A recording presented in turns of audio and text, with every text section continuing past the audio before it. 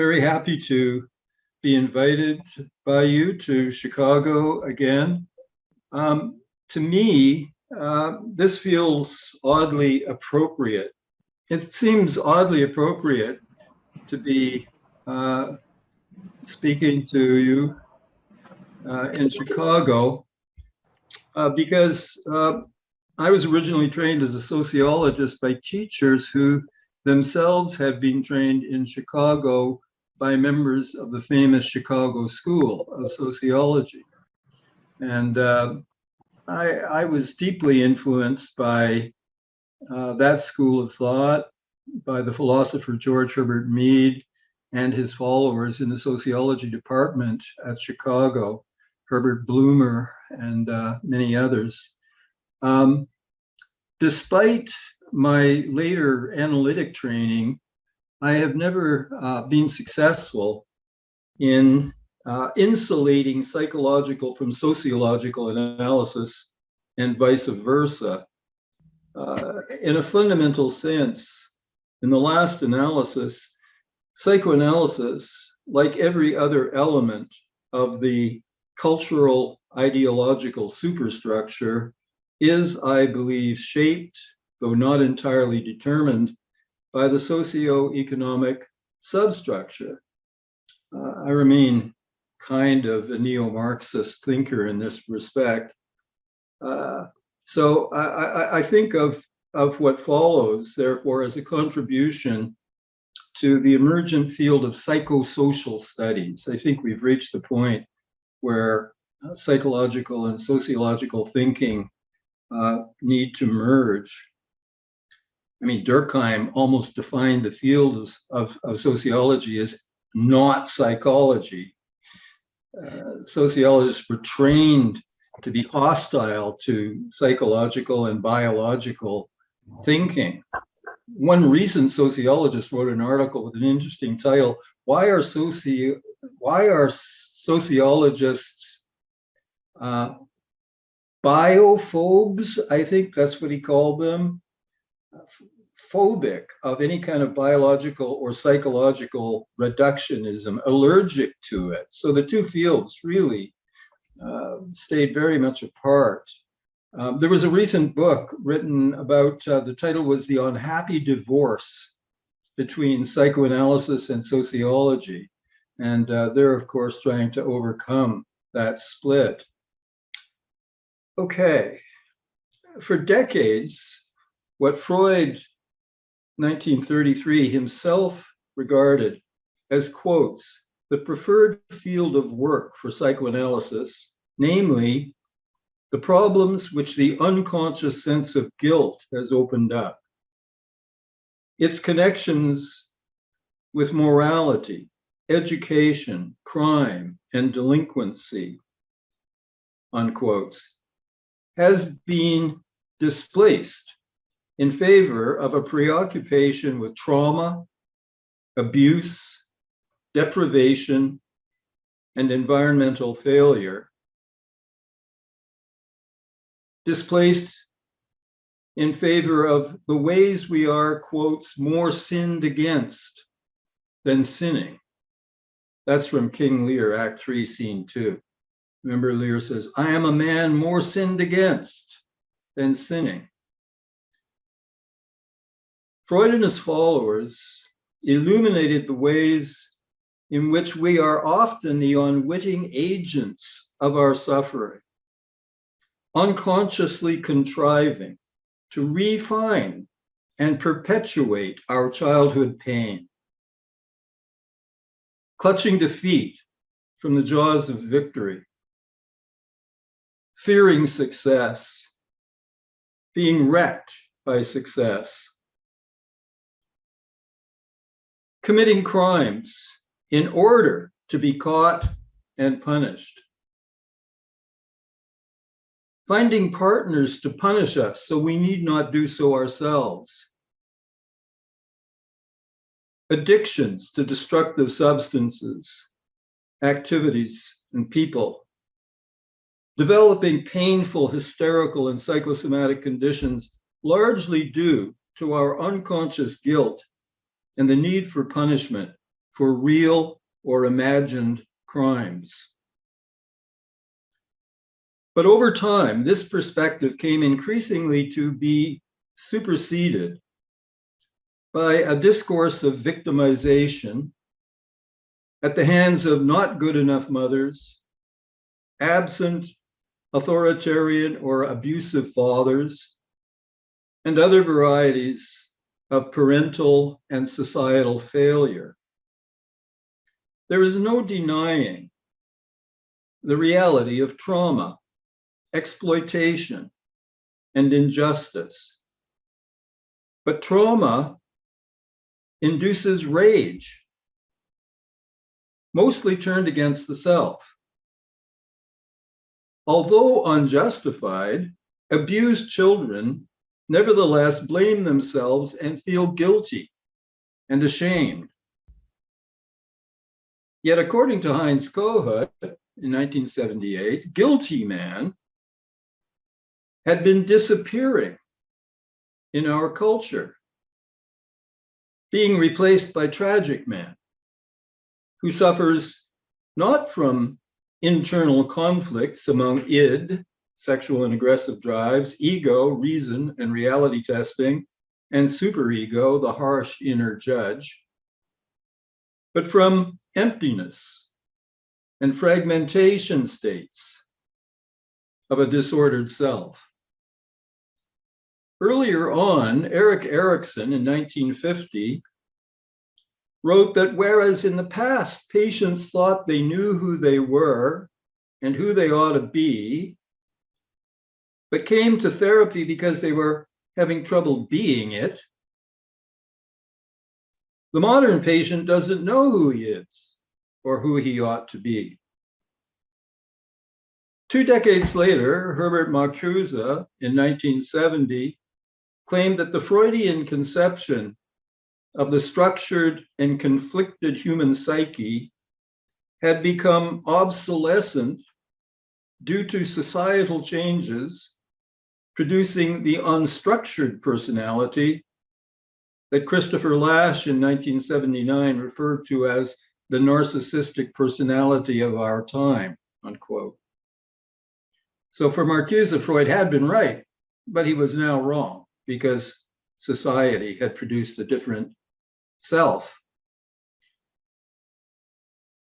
Of course, decades earlier, all this had been prefigured in the literature of existentialism and the theater of the absurd. Perhaps most clearly in Albert Camus' 1942 novel, L'Étranger.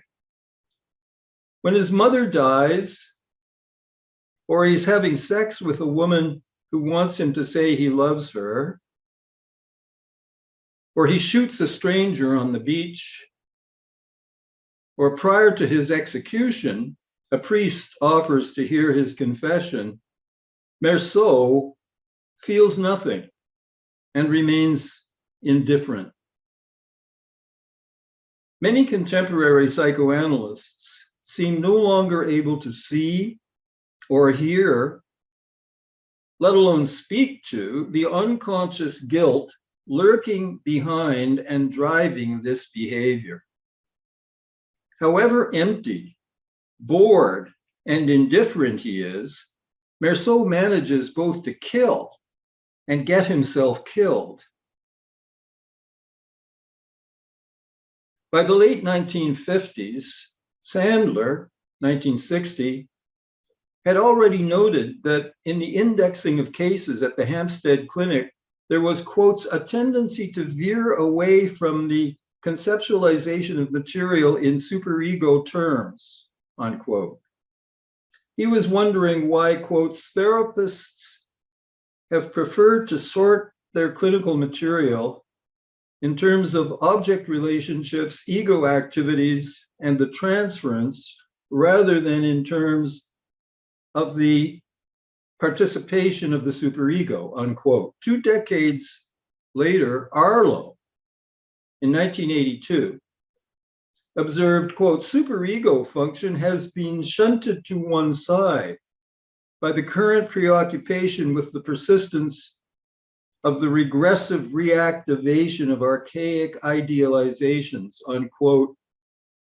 And that, quote, the concept superego itself rarely appears as the central topic of a clinical or theoretical contribution, unquote. That's Arlo. Leon Wormser, in 1998, referred to the superego as, quotes, the sleeping giant of contemporary psychoanalysis.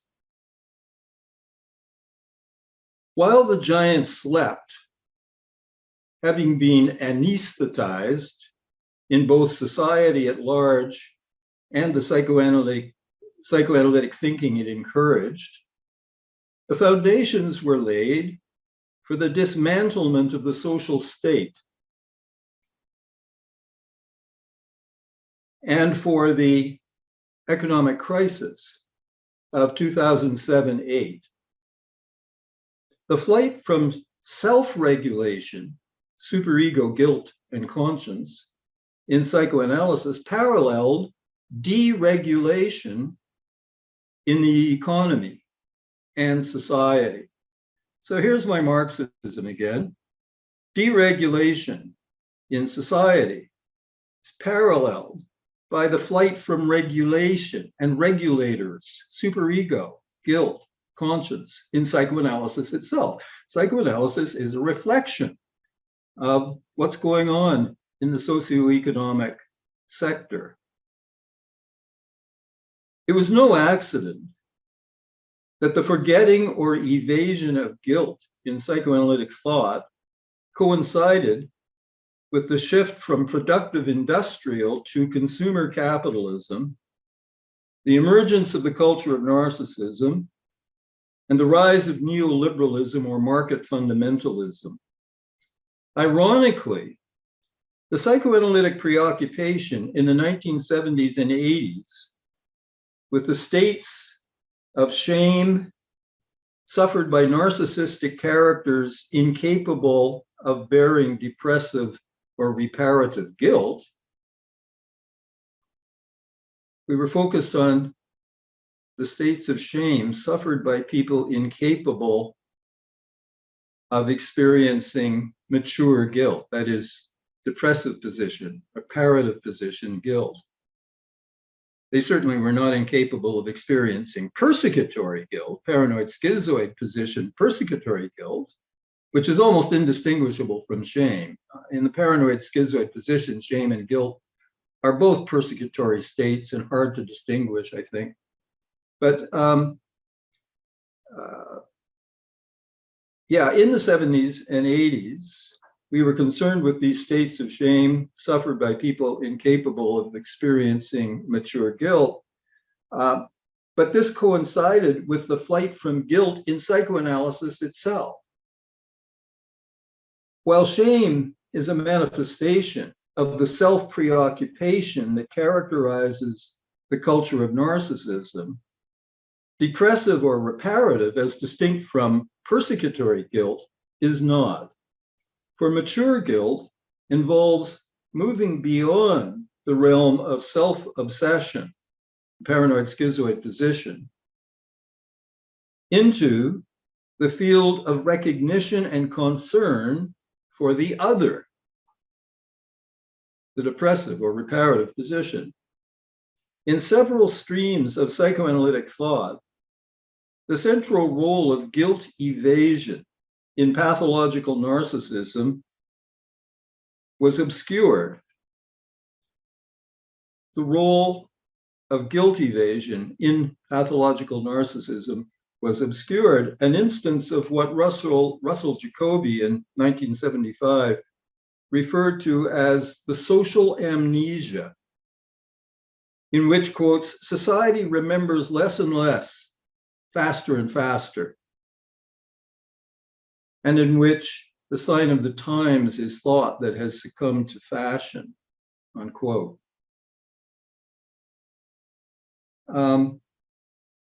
Social amnesia. Someone who once was very close to me over the past 4 years has descended into early onset Alzheimer's. She is now completely demented.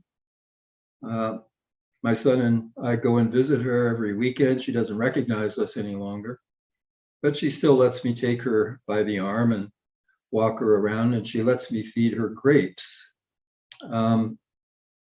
It's pretty tragic to watch someone to descend into that, but I think something like that is happening in the society at large. Certainly that's what Jacoby meant by social amnesia. There's something going on in the culture whereby we are remembering less and less, faster and faster. And I'm not just referring to those of us who are getting on in years.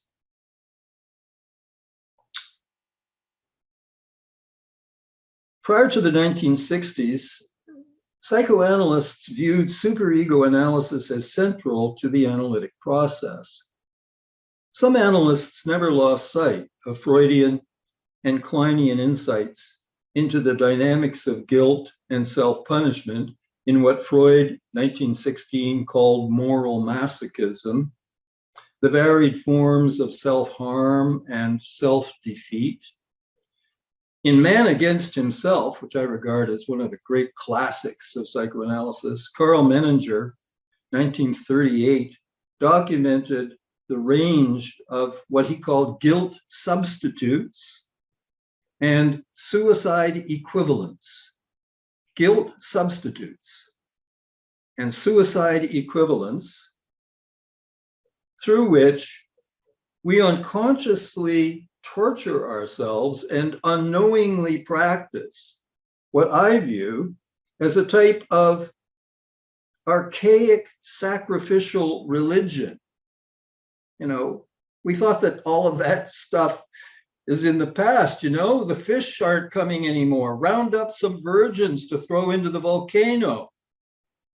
That sounds so primitive and archaic, but we're still doing it. Unconsciously, just as an animal caught in a trap may chew off its leg to survive, so we practice, so we placate. So we placate the savage God Freud and his followers called the superego, seeking to escape with our lives by sacrificing our careers, our marriages, our health. I think this is a good way to look at much of the psychopathology we see. Our patients are practicing a primitive religion of sacrifice. Many of the newer psychoanalytic approaches that came to prominence in the 1970s and 1980s downplayed intrapsychic conflict and guilt in favor of an emphasis upon trauma, deprivation, abuse, and neglect by caretakers. In my view, what was lost sight of by adherents of these newer perspectives is the fact that trauma, abuse, deprivation, and neglect generate rage, most of which gets turned away from the caretakers and back upon the self, resulting in its manifest fragmentation and emptiness. If we find a crater, we might suspect a bomb. Several classic Westerns open upon a scene of death and devastation. The wagon train overturned and on fire. One wheel festooned with arrows slowly turning. We see the result of an attack, but not the violence itself. Rather than emptiness directly reflecting inadequate provision, it is generally a result of reactive aggression, fueling what Wilfred Bion called the ego-destructive superego.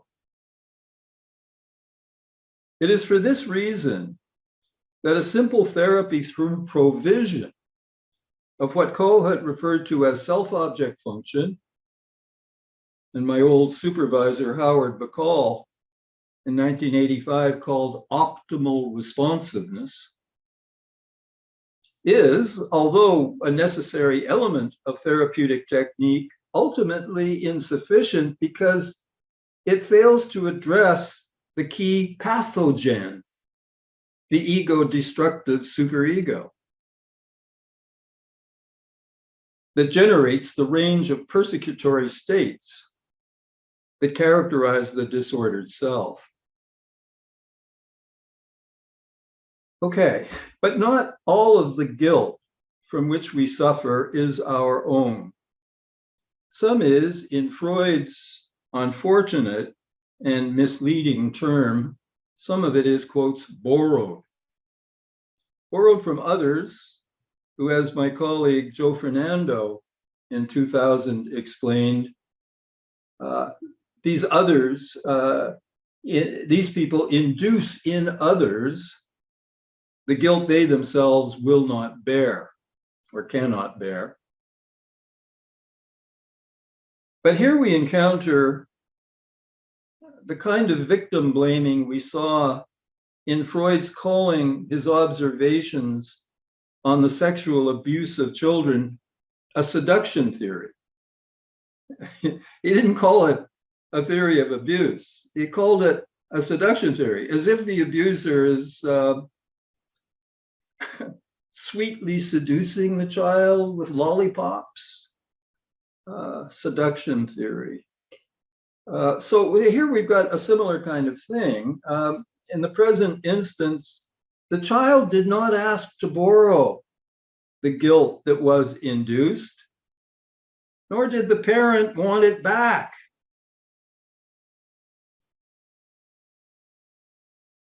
Here we see that in addition to the patterns of self-damage that Freud called moral masochism, that entail the deployment of reactive rage against the self, there is the immoral sadism in which such rage is discharged against others, scapegoats, who are substituted for the self as the target of the sadistic superego. In order to escape its attacks, some people join it, identify with the aggressor, in Anna Freud's sense, and inflict punishment as a way of avoiding it. Inflict punishment as a way of avoiding it. Like those death camp prisoners, the capos, who became the assistants of the most sadistic guards. Or like hostages who identify and join their captors, as in so-called Stockholm Syndrome.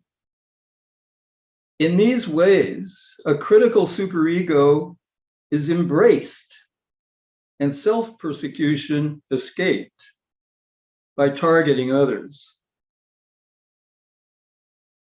Today, many so-called, quotes, social justice warriors, unquotes, display what Heinrich Racker in 1957 called a mania for reproaching. They have a mania for reproaching. If one marches, quotes, under the banner of the superego, marching under the banner of the superego, focusing attention on the abusers and identifying with victims, me too, one's own immorality may, for a time, be obscured. Until, that is, someone finds the courage to accuse the accusers. In this connection, it is well to recall that memorable moment when Joe McCarthy's superegoic attacks were called out as unconscionable by Joseph Welch. Quotes, I'm quoting from the Senate Archive, June 9th, 1954. Welch, let us not assassinate this lad further, Senator. You have done enough. Have you no sense of decency?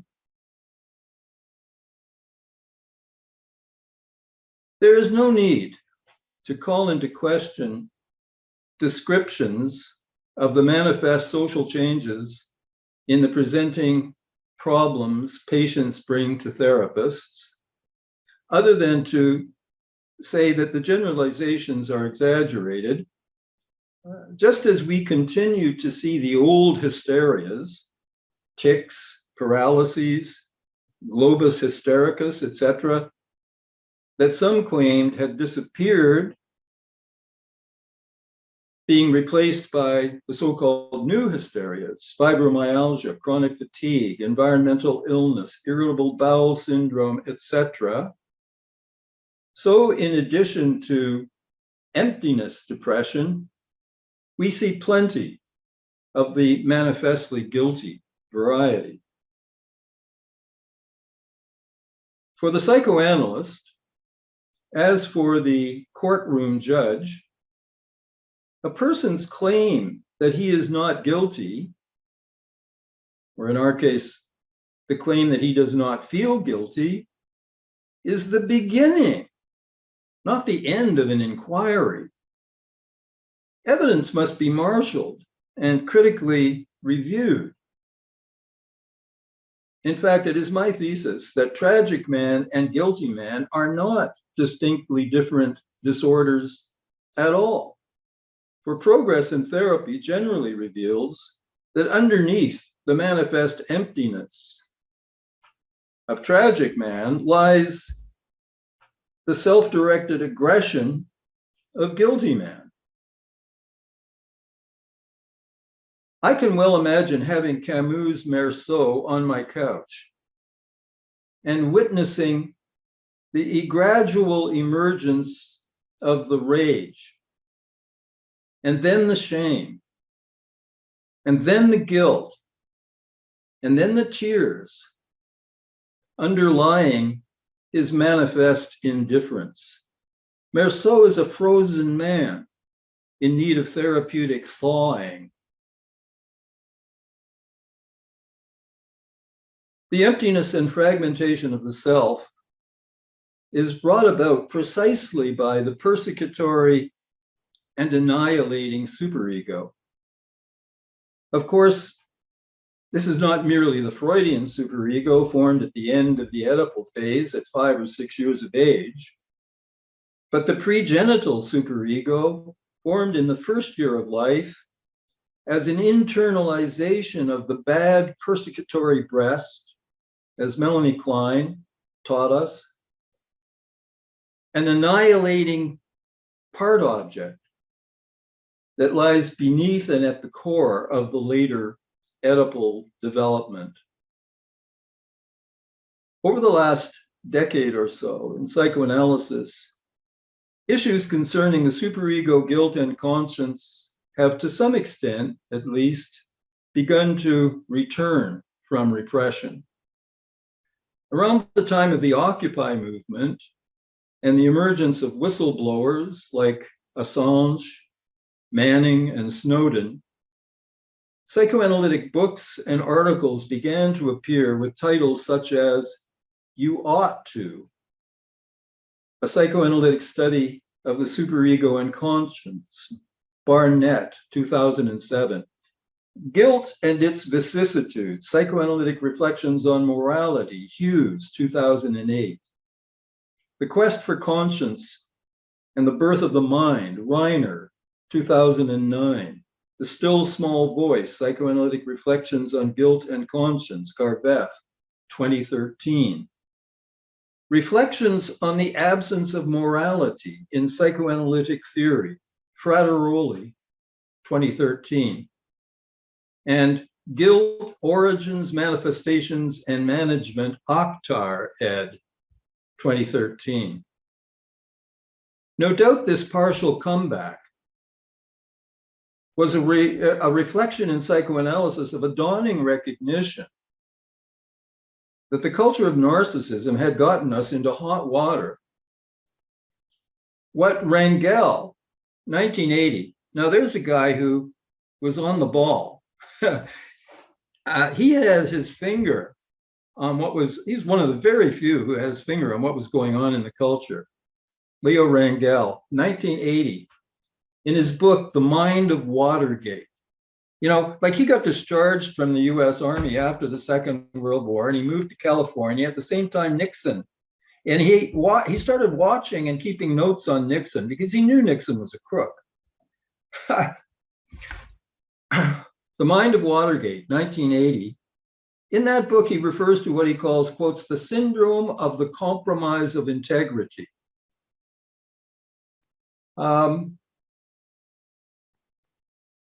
That syndrome leading eventually to the 2008 crisis of casino capitalism.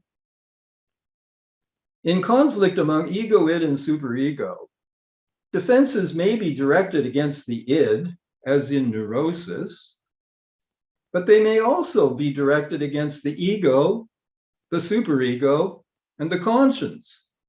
That is, against the regulatory functions of the mind, leading to those forms of psychic deregulation we call narcissistic, and in extreme cases, psychopathic. In the wider society, the neoliberal passion for deregulation, advocated by the likes of Ayn Rand and pushed by Thatcher, Reagan, Milton Friedman, Alan Greenspan, and a host of others, laid the basis for the emergence of the demoralized post-truth world of Donald Trump.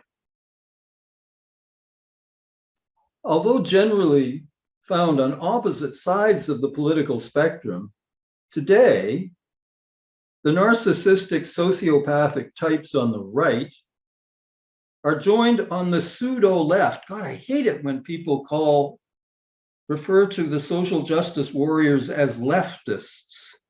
That's a total misrepresentation of my left, the old left. I call them members of the pseudo-left, led by the normopaths, the concept of the normopath, Joyce McDougall, Christopher Bolus, led by the normopaths who reproach, condemn, and seek to destroy those they judge immoral, politically incorrect, or otherwise beyond the pale. Currently, we witness pathology involving both the inhibition and the hypertrophy of the superego, both the inhibition and the hypertrophy of the superego. In addition to masochistic self-attack and the sadistic scapegoating of others, there is a form of identification with the superego on the part of righteous authority figures who seem to take for granted their divine right to rule. You can see my background in institute politics coming out here. Seem to take for granted their divine right to rule. They often manage to induce in any opponents the feeling that they are being naughty children. Those identified with authority often succeed in crippling any opposition by evoking in opponents, through projective identification, the archaic, inhibiting superego. Anyway, revolutionaries and radicals often have a hard time because we're all saddled with this critical superego that can really undermine our ability to think and act. Anyway, Today, conscientious whistleblowers, such as Snowden and Assange, who are persecuted by the establishment, are joined by those left, right, and center who oppose the cancel culture promoted by the new authoritarians, aided and abetted by woke centrists willing to suppress any qualms in favor of a, quotes, moral consensus. In the face of organized protests by groups who cannot bear the exercise of free speech, people are targeted and oppressed while, quotes, liberal authorities who should know better cave in the face of pressure from fascism marching under the banner of the superego. That is hard to oppose. Fascism when it marches under the banner of the superego. Psychoanalysis originally opposed repression and censorship. It sought to make the unconscious conscious and to emancipate people through free speech, free association, from inhibition, symptoms, and anxiety, putting everything into words. It suspended moral judgment in order to bring socially unacceptable elements of the soul, infantile and polymorphous perverse sexuality and aggression, into the light.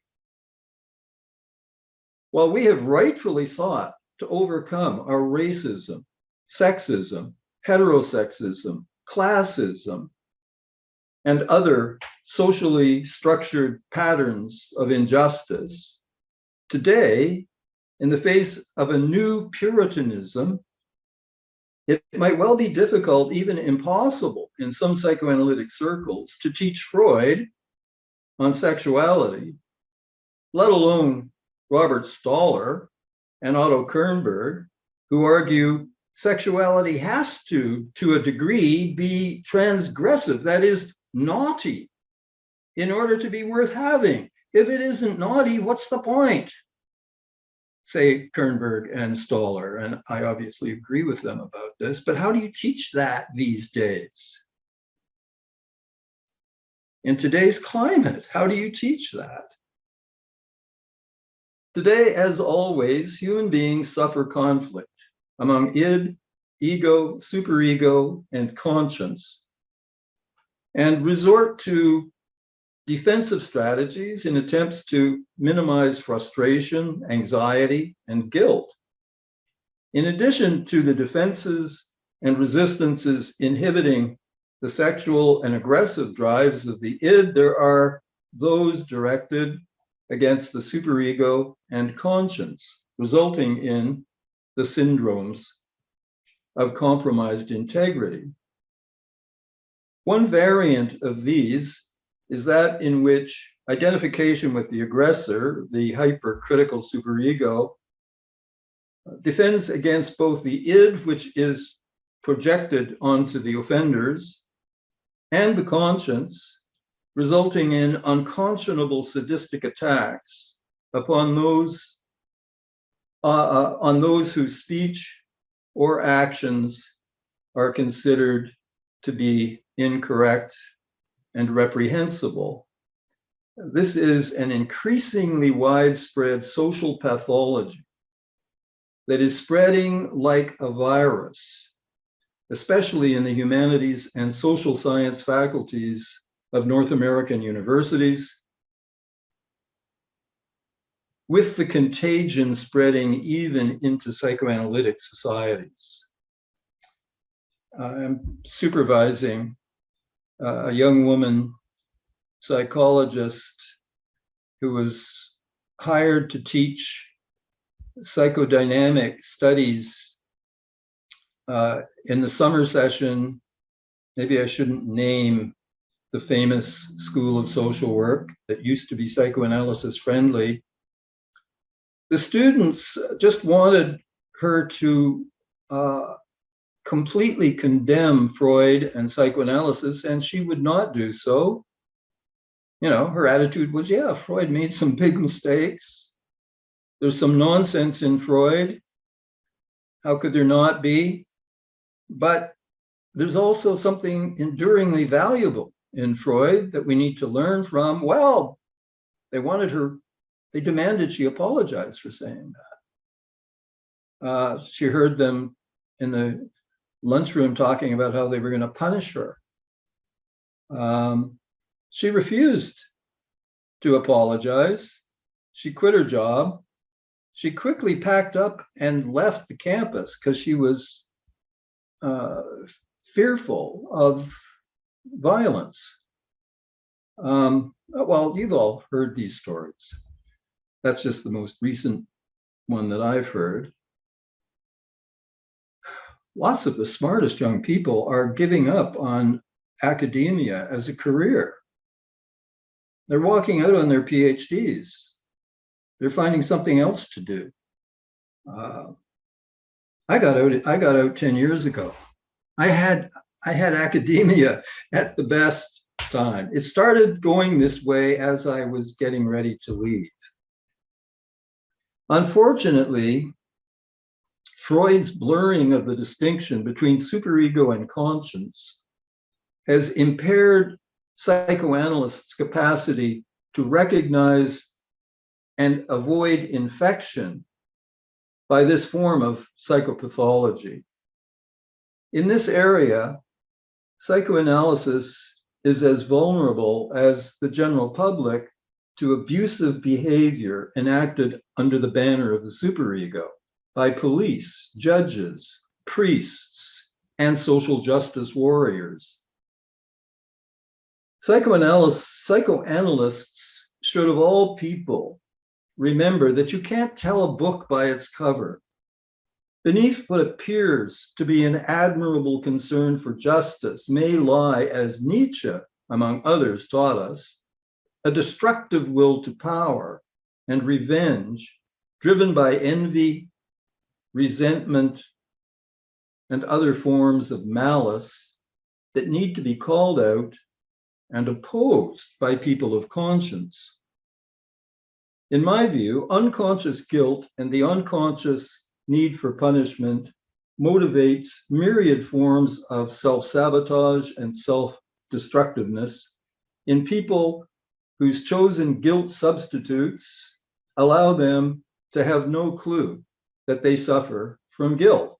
As Freud in 1923 put it, quotes, "In the end, we come to see that we are dealing with what may be called a moral factor, which is finding its satisfaction in the illness and refuses to give up the punishment of suffering. But as far as the patient is concerned, this sense of guilt is dumb. It does not tell him he is guilty. He does not feel guilty. He feels ill," unquote. That's one of my favorite passages from Freud. I rarely encounter a patient who comes because he feels guilty. He feels empty. He feels depressed. He feels anxious. But Tragic Man and the new authoritarians are unaware of their guilt. It should be both Tragic Man and the new authoritarians are unaware of their guilt. In the one case, through its repression. In the other, through its projection. There are many ways to define the goal of clinical psychoanalysis, but developing a conscience capable of both bearing mature guilt and standing up to, rather than capitulating to, nor embracing the sadistic superego, should be added to our list. Let me read that again. There are many ways to define the goal of clinical psychoanalysis, but developing a conscience capable of both bearing mature guilt and standing up to, neither capitulating to nor embracing the sadistic superego should be added to our list.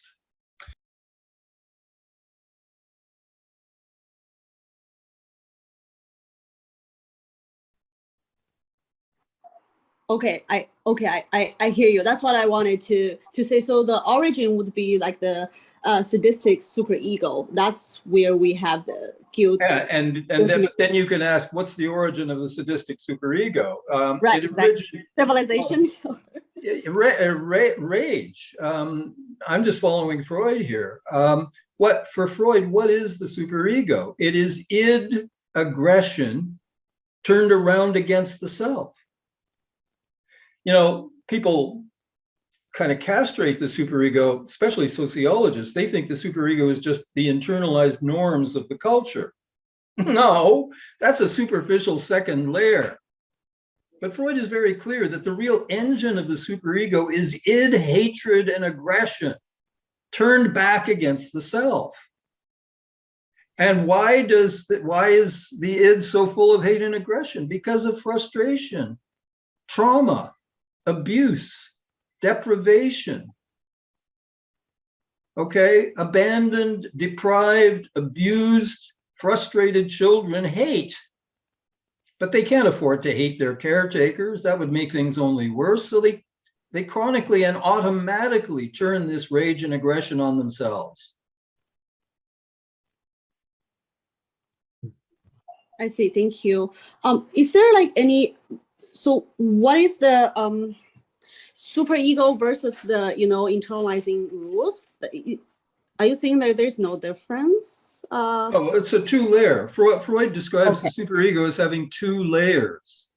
The bottom layer is id aggression turned on self. Then we internalize the societal through the parental superegos. So certainly internalized society is a part of the superego, but it's the second layer. And everyone has focused on that and have forgotten about what is the core of the superego, which is id aggression turned against the self. Okay, a second problem is, although the Freudians acknowledge the internalization of societal norms, most of them, Freud himself never bothered to say anything about the norms that are internalized. What are they? Racist, sexist, heterosexist. It's as if people were thinking the society is moral. Society is not moral. Society is immoral. It's full of immorality, and children learn their immoral racism from their parents and the society.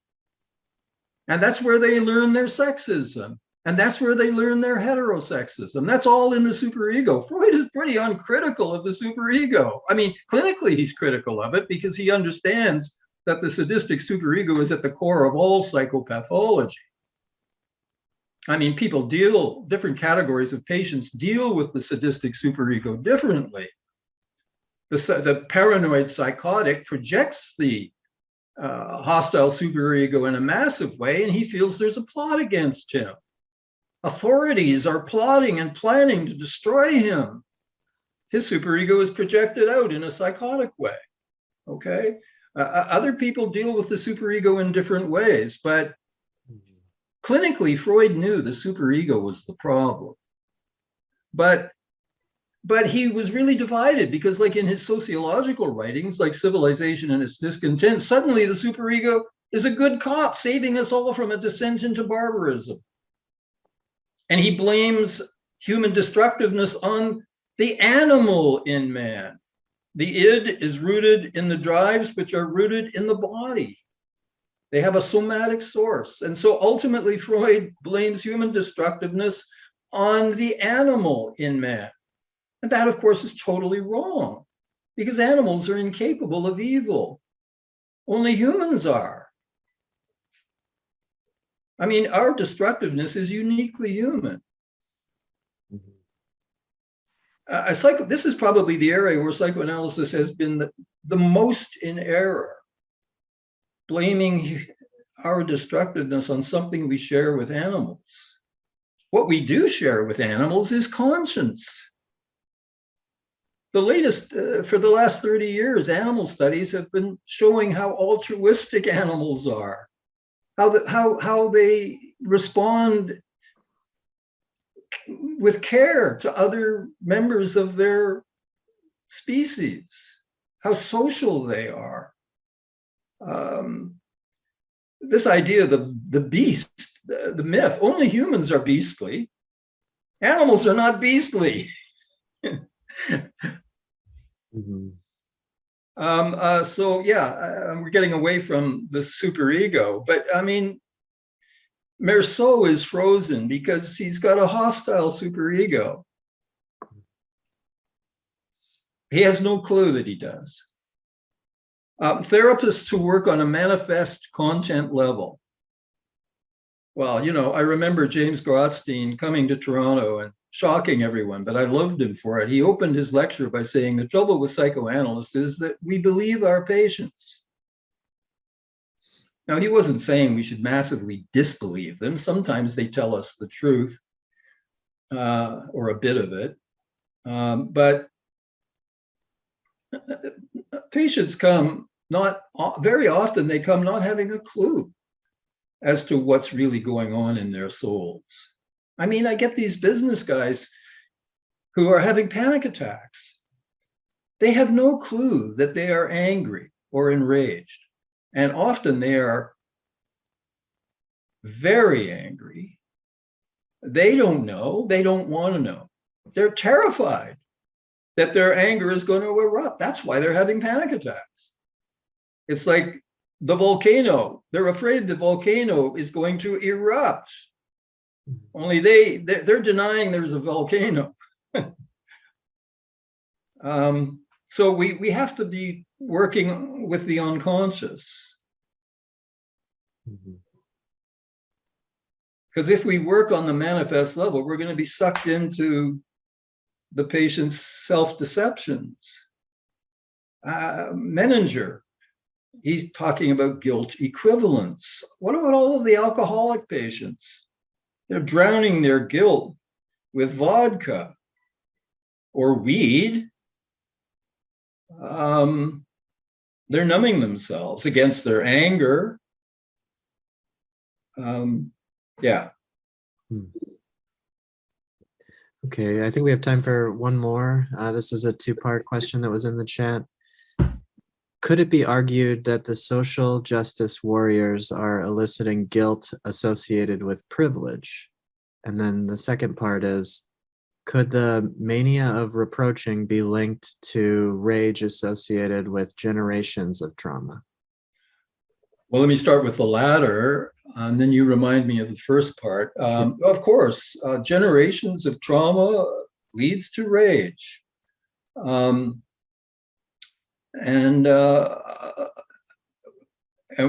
that rage is repressed for generations, because if it shows, you might get killed by the man.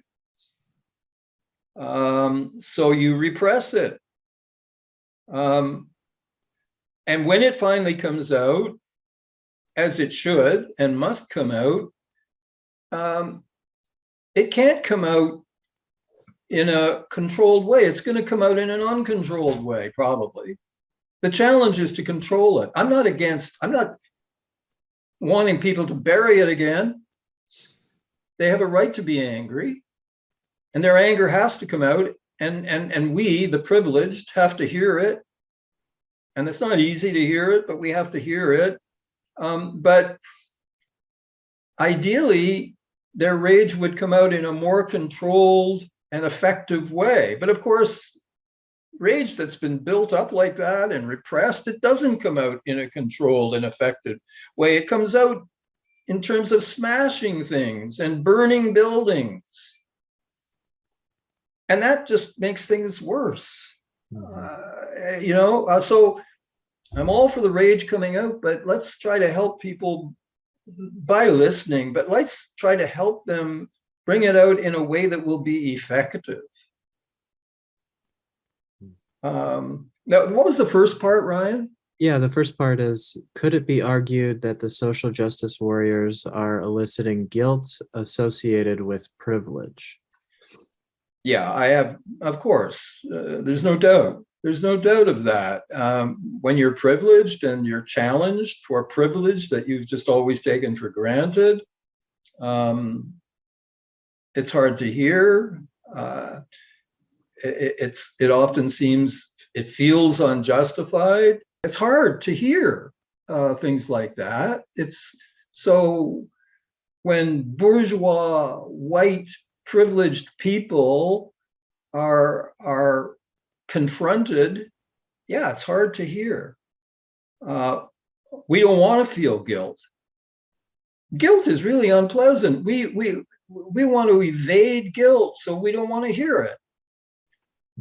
But if you really want us to hear it, you have to take the example of clinical psychoanalysis.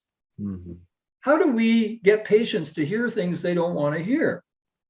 It's about timing. It's about tact. It's about the words we use. We're often pretty sneaky about the way we word something because we know that it's got to get past a bunch of defenses. Screaming the interpretation in the patient's face isn't going to do anything. Yeah, guilt, our unwanted guilt gets in the way, right? But that's not a justification for SJWs going crazy in various ways and violent and destructive. We have to find a way to hear one another. Trying to distinguish clinically between conscience and superego.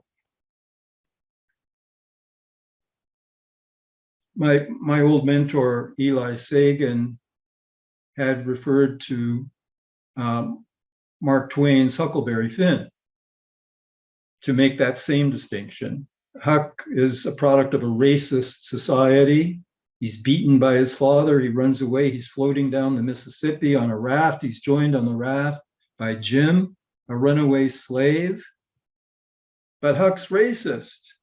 So his superego is saying you have to turn. Of course, Twain, writing when he did, is using the N-word. Recently in a class, I was quoting this example and I said, I'm not going to use the N-word. There was then a complaint brought against me for not using the N-word.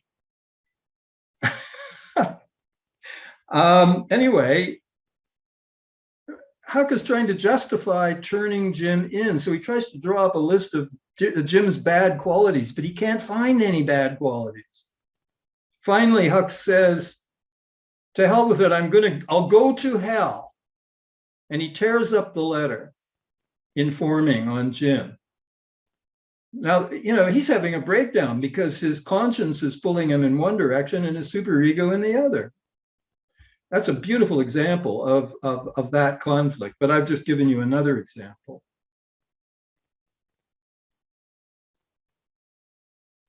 Point being, we need to reinstate conscience as a concept separate from superego. It has a completely different origin. Here we are animals, and like other primates, we have attachment needs. We come into the world all primed to attach. And we identify with our nurturers who loved us enough to keep us alive. And therefore we've acquired the norm that, for love received, we must give love back. For care given to us, we must give care to others. You don't need religion to get this. It's great if you hear it in church, do unto others as you would have them do unto you. But you don't need church to say that. It's built in because we're primates and we're mammals. Conscience is biologically grounded and enhanced through identificatory processes.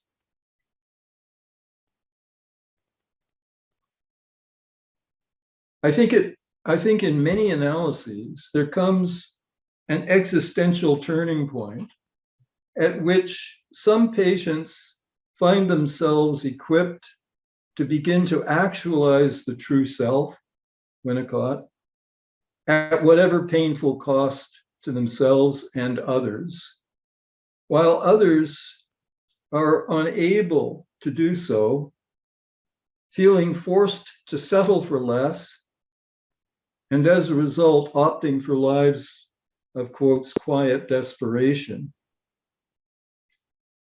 Often we can only speculate about the childhood conditions and possible constitutional strengths and weaknesses that enable some to refine, resurrect, and strengthen themselves, not least by reconciling with conscience, while others find themselves unwilling or unable to do so.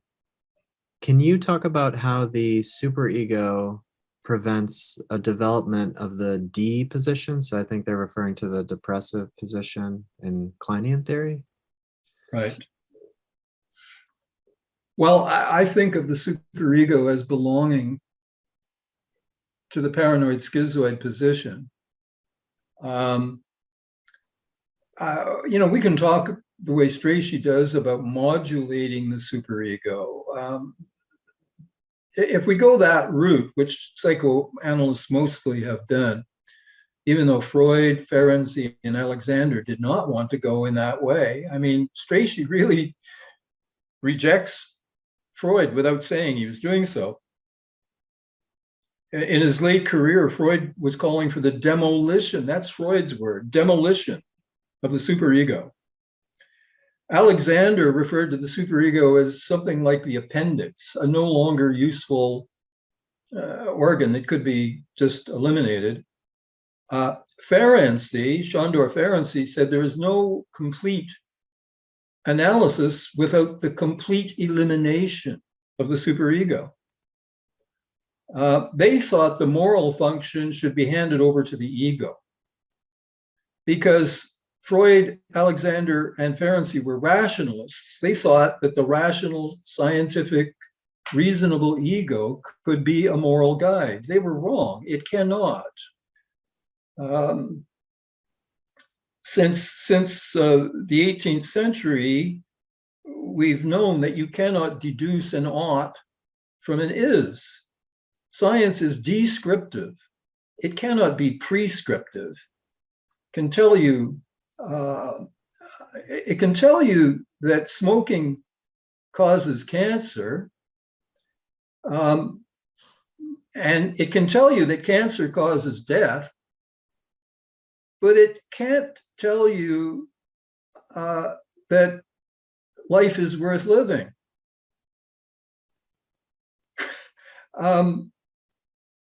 For the ultimate value judgments, it's a leap beyond reason.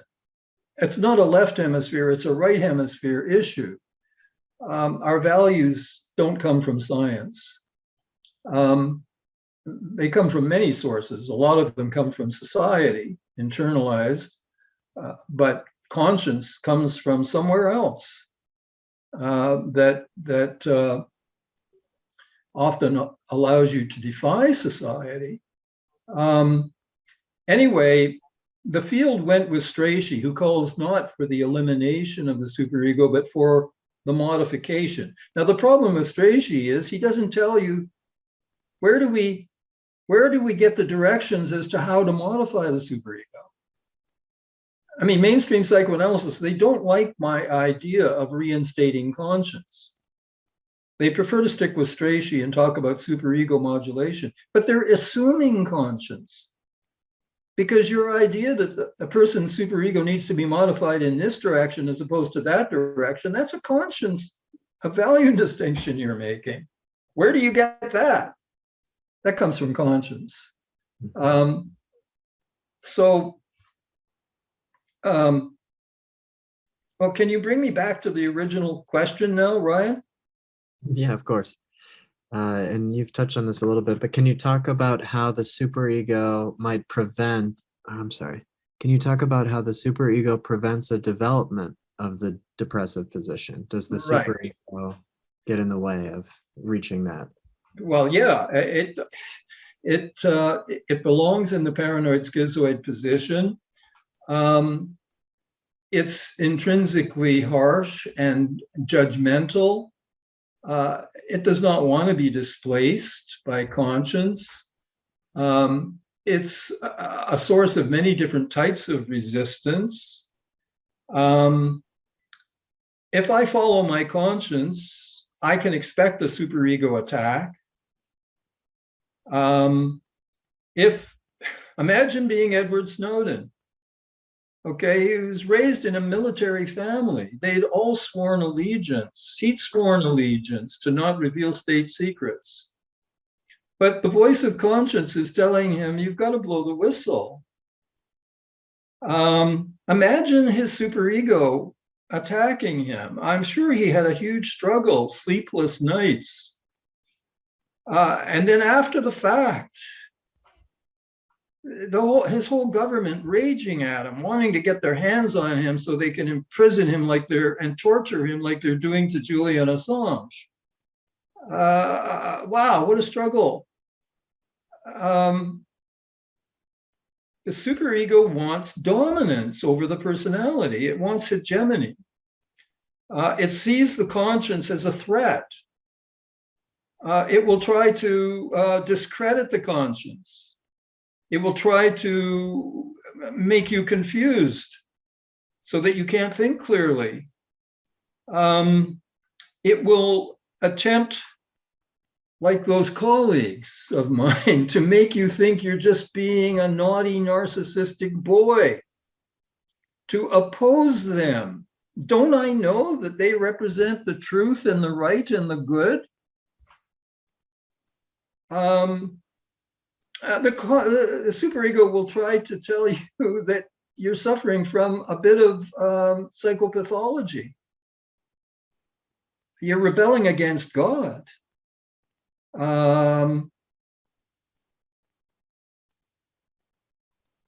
So it does not want to lose its control over you. So in therapy, I would say practically all the therapy I do is directed against the superego.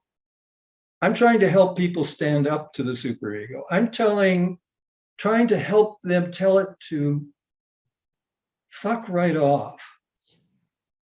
Get out of here. Go away. Shut up.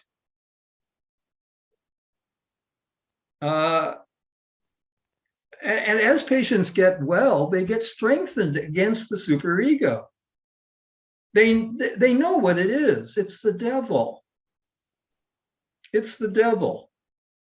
And they increasingly learn how to dismiss it. Now, of course, I don't believe in these kinds of automatic things. Thinking is involved, but they learn how to think. They learn how to keep thinking. They learn how to not allow the superego to shut their thinking down. So they will keep thinking. And they're not sure. I'm not sure. Sometimes superego is pulling me one way and conscience is pulling me the other way. I have to think about this. I also pray about this or meditate about this. And I talk to people I trust about this. I'm not saying it's easy peasy to know right from wrong.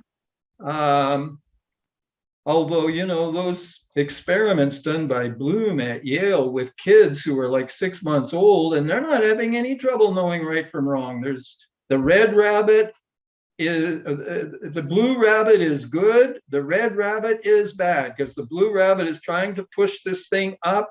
And just as it's about to get it all the way up, the red rabbit comes and pushes it down. And then he tries again. And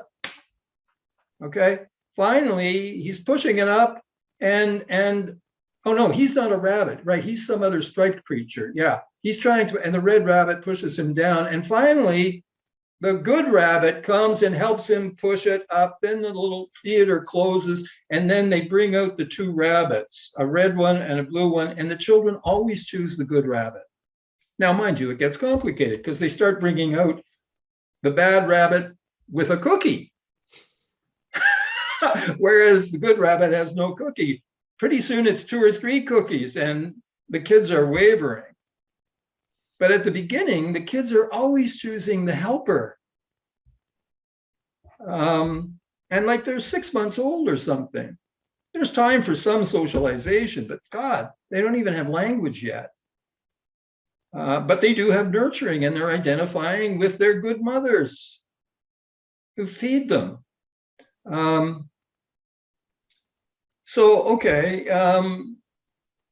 I think what we get in the depressive position is not superego, we get conscience. You know, Roy Schaefer in 1960 wrote that celebrated paper about the loving and beloved superego. Of course, it's a complete invention. Freud made a few offhand comments, but Schaefer's concept of a loving and beloved superego, he's not talking about the superego at all. He's talking about the conscience. That's not the superego. Freud was consistently, through his work, describing the superego in more and more hostile and sadistic terms. So Schaefer's really abandoned Freud here. This is Roy Schaefer's wishful thinking. I love the idea of a loving and beloved, but it's the conscience that Schaefer is really talking about in that paper. And the conscience, you know, is a wonderful thing. I mean, it's like the father in the story of the prodigal son.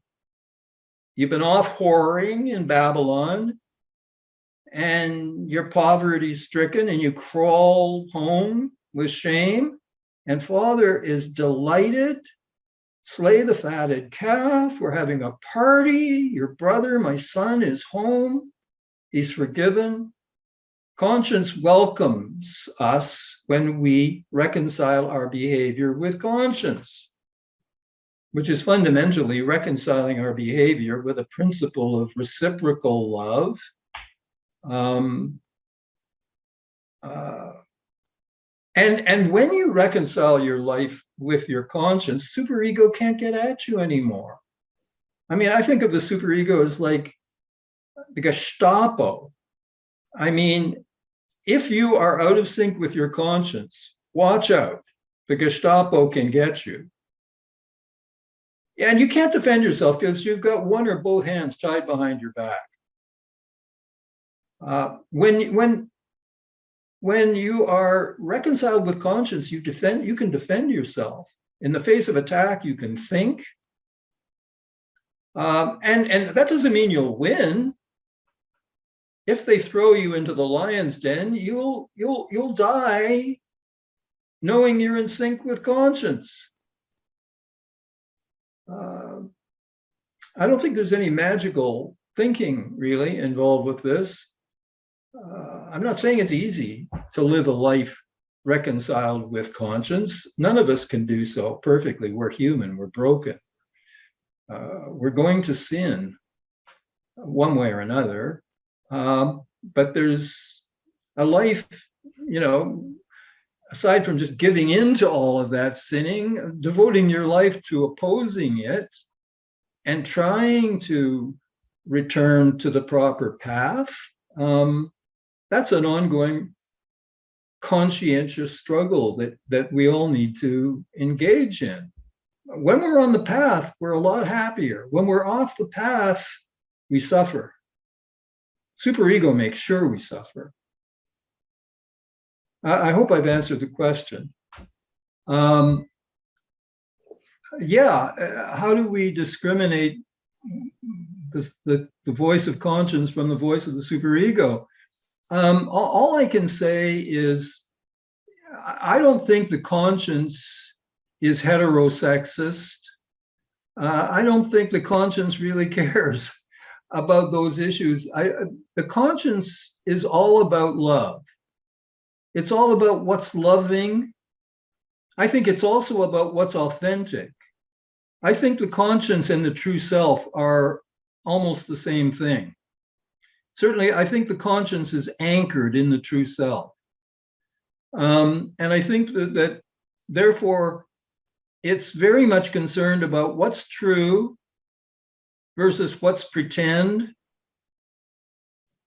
So it's if the conscience is uneasy, it's uneasy in the face of cruelty and fakery.